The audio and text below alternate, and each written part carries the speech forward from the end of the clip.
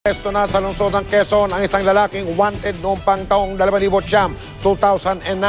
At dahil yon sa tangkang pagpatay sa isang binatilyo, matinding galit naman ang nararamdaman ng biktima na ngayon baldado dahil sa nangyari. Si Emil Sumangil naka-alerto, 24, eksklusibo. Lula ng motorsiklo, isang nakasibilyang pulis ang pinang-ikot muna sa target area para beripikahin kung lumutang na ang suspect. Hindi nagtagal, nagbigay na ng feedback ang undercover agent. Ang target ng operasyon kasalukuyang naglalaro raw ng basketball, nakasuot ng sandong kulay asul. Dito nagabalaw ang CIDG, Detection and Special Operations Division. Para hindi lumikha ng bulabog, hindi gumamit ng sasakyan at naglakad lamang papasok ng eskinita ang mga nakasibilyang pulis. Pagdating sa basketball court, agad na itinuro ng pulis asset ang suspect.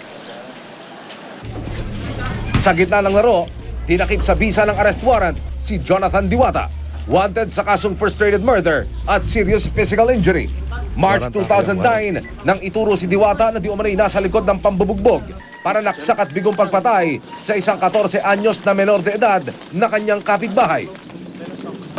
3 taon makaraan ng krimen, binalikan ng GMA News ang biktima na si Emmanuel Miguel, 18 anyos na ngayon.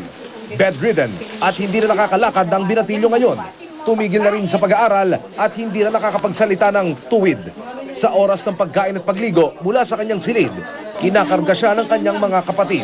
Ang pulot dulo ng krimen ayon sa kanyang mga kamag-anak, pinagtripan lamang ang bata. Naka-standby lang yan eh. Pinigil na namin na sa bahay. Sabi, huwag ka nang standby doon. Gawa ng ano. Nakaupo lang ho. Ngayon may nagturo. Yan, anya, yan. Yun, sinaksak na ngayon nung tantan daw na yan. Pina-identify sa biktima ang suspect. Tatanungin ko lamang anong pakiramdam mo at nahuli na ng CIDG yung gumawa sa inyo ng ganyan. Siyempre po, masama po yung loob ko. Hindi na itago ng biktima ang kanyang emosyon. Opo, ayun po. Anong pakiramdam mo? Dapat i-salvage ka. Itinanggi ng suspect ang paratang, siya lamang daw ay napagbintangan. Sir, wala po akong alam doon sa nangyari po dyan, sir. Okay. Magtatago po ako ng ganyan eh. Andyan nga po ako sa amin, di ba? Okay. Lapit lang po na ito. Wala po akong ginawa talaga. Yung kuya ko nga po yung unang sinaksak eh. Okay. Ngayon, ako po yung didiin ngayon na ako daw yung bumawi ngayon. Nakakulong na ngayon ang suspect. Emil Sumangil, naka-alerto, 24. Sa isang pambihirang pagkakataon, humarap si Chief Justice Renato Corona sa taunang media forum ng Korte Suprema sa lungsod ng Baguio. Humingi siya ng paumanhin dahil mas tipid anya ang pagdaraos ng forum ngayon kumpara noong nakaraang taon. Nakatutok si Nia Manyalang. Kumpleto ang 15 mahistrado ng Korte Suprema sa ikalawang en-banc summer session dito sa Baguio City. Natalakay kahapon ang apela ng Hacienda Luisita Incorporated na humihingi ng just compensation mula sa gobyerno para sa pamamahagi ng lupain sa mga magsasaka. Hopefully, we can have a ruling on the Hacienda Luisita already by next week, no? Bukod sa kaso ng Hacienda Luisita, hinihingi rin ng Supreme Court sa Integrated Bar of the Philippines na gawa ng report ang umano'y ginawang paglabag ni Justice Secretary Laila De Lima at Presidential Spokesman Edwin Lacerda sa kanilang oath bilang abogado matapos magsalita ang dalawa umano sa media laban kay Corona sa kasagsagan ng impeachment trial nito. Kanina sa isang pambihirang pagkakataon, humarap si Corona sa mga reporter na dumadalo sa SC Media Forum. Game siyang nakipagkamay at nagpakuha ng litrato. Humingi siya ng dispensa sa media para sa anyay mas tipid na media forum ngayong taon. Di tulad noong nakaraang taon kung saan sa Baguio Country Club ito ginawa, ngayon sa mas murang hotel. Sa Article 3 ng impeachment laban kay Corona, minsan ang idinetali ang umano'y pang-aabuso ng kanyang may bahay na si Cristina sa pondo ng John Hay Management Corporation kung saan ito nagsilbing presidente mula 2007 hanggang July 2010. Sinabi rin doon na minsan din daw ginamit na mag-asawang Corona ang pondo ng JHMC para sa pag-check-in nila sa Baguio Country Club. We would have wanted to give you more in terms of amenities. Pero alam niyo, because of the present realities, medyo maraming na mainit na mata nakatutok sa atin. And isa pa yung kuha natin medyo mahigpit. Inihingi rin ng paumanhin ni Corona ang pagiging mailap nito sa media.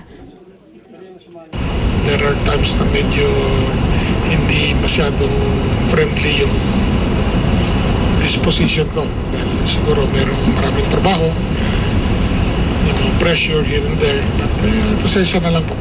Hindi naman sa pasungit ako, hindi naman ako gano'n eh. Hindi naman parati na nagugustuhan ko yung reporting ninyo. But yes, as long as overall fair and balanced naman, hindi bali ng yung tayo binabati ko sa... Ang tagapagsalita ng Supreme Court hindi napigilang magbitaw ng maaanghang na salita. Anya, palasyo raw ang nasa likod ng pagpapatalsik kay Corona. The impeachment process is now being used as a means of achieving political agenda. Prior to the ongoing impeachment trial of the Chief Justice, the President himself has led a barrage of attacks against the head of the judiciary. Lia Manyalak del Castillo, Nakatuto, 24 Oras. Nagbigay naman ng reaksyon ng palasyo sa pahayag ni Attorney Maidas Marquez ayon kay Secretary Ricky Carandang. Sa halip na patutsadahan ang Pangulo, dapat ipaliwanag ni Marquez kung bakit hindi idinedeklara ni Chief Justice Corona ang kabuuan ng kanyang yaman.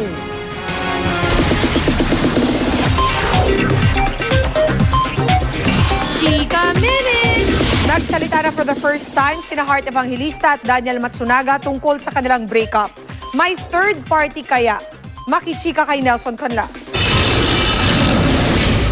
Sa premiere night ng indie film na Busong, natsyempohan ng GMA News si Heart Evangelista. Nandun ang aktres para sumuporta sa kanyang kaibigan at co-star sa Legacy na si Alessandra De Rossi na bida sa pelikula. Baka sa mukha ni Heart ang lungkot. Nakiusap siyang wag nang pag-usapan ang hiwalayan nila ni Daniel Matsunaga. Magiging maayos naman daw siya. Bigyan lang siya ng kaunti pang panahon. Like I said in the beginning of each relationship, you hope for the best, but there's nothing, certain in life, and there's nothing permanent.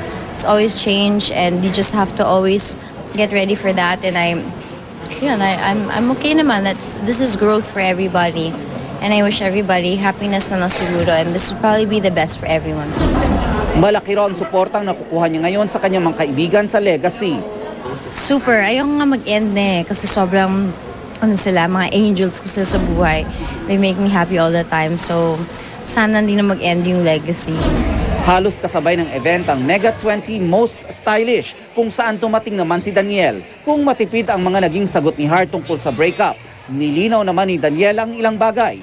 Apektado pa rin daw siya sa nangyari sa kanilang relasyon at isinisisi niya ang breakup sa pagkakaiba nila ng kultura ni Heart.